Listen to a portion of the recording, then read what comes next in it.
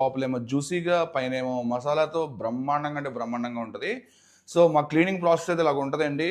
మొత్తం మా డీసీలో జాయింట్లు వచ్చిన తర్వాత నీట్గా క్లీన్ చేసి హైజీనిక్గా దాన్ని మళ్ళీ ఫ్రై చేసి తర్వాత చేస్తాం. సో సత్యబాబు బిర్యానీ మూడు అవుట్లెట్లు ఉన్నాయండి. ఒకటి మూసాపేట్, 2 కేపీహెచ్బి, మూడోదేమో ఉప్పల్లో. మాకు ఇంకెక్కడ ఎటువంటి బిర్యానీ పాయింట్లు లేవండి. 3 బిర్యానీ పాయింట్లు ఉన్నాయి. మాకు ఫ్రాంచైజీలు అసలు లేవు. ఫ్రాంచైజీలు ఇస్తే మాత్రం మీకు డెఫినెట్గా చెప్తాం. సో బేసిక్గా మా చికెన్ జాయింట్ బిర్యానీ అయితే ఉందో ముందు దాన్ని మ్యారినేట్ చేసి ఫ్రై చేసి క్రిస్పీగా అయిన తర్వాత లోపల జ్యూసీగా ఉండిన తర్వాత మసాలాలో టాస్ చేస్తామండి.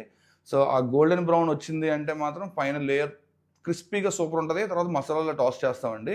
వీ హ్యావ్ అవర్ తెలుసు కదా మా మసాలా మంచి స్పైసీగా దట్టంగా భలే ఉంటుంది. And once it is toss, once it is done, fantastic ఉంటుందండి. మా ఇంకో విషయం ఏంటంటే మా ప్రతి జాయింట్ పీస్ 200 grams దాకా ఉంటుంది. సో ఏదైతే క్వాలిటీ చెక్ చేస్తామో ఆ సైజ్ చెక్ చేస్తామో కౌంట్ కేజీకి 5 pieces వచ్చేటట్టు చూసుకుంటాం. సో ఇట్ వేరీస్ 200 grams నుంచి 220 grams దాకా ఉంటుంది. ఈసారి మాత్రం సత్యబాబు బిర్యానీలో మీరు బిర్యానీ తింటే జాయింట్ బిర్యానీ ట్రై చేయండి. ఒకవేళ ట్రై చేయకపోతే ఫెంటాస్టిక్ అంటే ఫెంటాస్టిక్ ఉంటుంది. Thank you. సో బేసిక్గా మాకు సత్యబాబు బిర్యానీలు, పకోడీలు, బాదం పాలు మాకు 3 అవుట్లెట్లు ఉన్నాయండి. ఫస్ట్ది మోసాపేట, రెండోది కేపీహెచ్బి, మూడోది ఉప్పలు, 3 హైదరాబాద్లోనే ఉన్నాయి.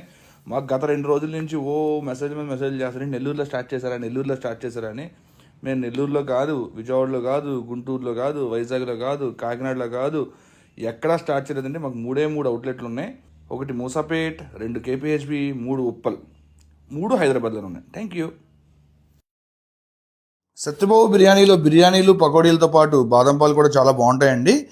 సో చాలామంది అడుగుతూ ఉంటారు, మీరు ఎందుకు aerated drinks coke, Pepsi, 7up, Sprite, Thums Up, తర్వాత పల్పీ ఆరెంజ్ ఇలాంటి జ్యూసెస్ అన్ని పెట్టకుండా బాదం పాలు ఎందుకు పెట్టారని చెప్పి అడుగుతూ ఉంటారు. ద ఓన్లీ రీజన్ ఏంటంటే మా బిర్యానీ చాలా ఘాటుగా ఉంటుంది, అంటే కమ్మగా ఉంటుంది, కారంగా కూడా ఉంటుంది. అది ఆ సిప్పు అంటే ఆ ముద్దలా తిన్న వెంటనే ఈ సిప్పు బాదం పాలు వేస్తే సమ్మగా చాలా బాగుంటుంది. ఇంకో విషయం ఏంటంటే మా బాదం పాల్లో ప్రతి సిప్పుకి మంచిగా బాదం పప్పు లేదంటే జీడిపప్పు అలా నోటికి తగులుతూ ఉంటే కరకరలాడుతూ ఉంటే ఫెంటాస్టిక్ అంటే ఫెంటాస్టిక్ ఉంటుందండి. అండ్ దెన్ మా బాదం పాలు ప్రాసెస్ ఏదైతే ఉందో it's very tedious process. Almost 18 hours పడుతుందండి మొత్తం బాదం పాలు ప్రాసెస్ అంతా చేయడానికి. అంటే బాదం పాలు కాయడం, తర్వాత దాన్ని మళ్ళీ కూలింగ్లో పెట్టడం, తర్వాత బాటిలింగ్ చేయడం, తర్వాత కోల్డ్ స్టోరేజ్లో పెట్టడం, దాన్ని తీసుకెళ్ళడం, మళ్ళీ ఇన్సులేటెడ్ బాక్సెస్లో పెట్టడం, అక్కడి నుంచి అవుట్లెట్కి పంపించడం. ఇది మొత్తం ఒక 18 hours ప్రాసెస్ పడుతుందండి. అండ్ ఇప్పుడు చూసారంటే మీరు ఇంచక్క జీడిపప్పు వేసిన తర్వాత బాదం పాలు ఫిల్లింగ్ చేస్తున్నారు కదా. సో ప్రతి సిప్పుకి డెఫినెట్గా మీకు అలా నోటికి ఒక బాదం పప్పు, జీడిపప్పు తగులుతూ ఉంటుంది.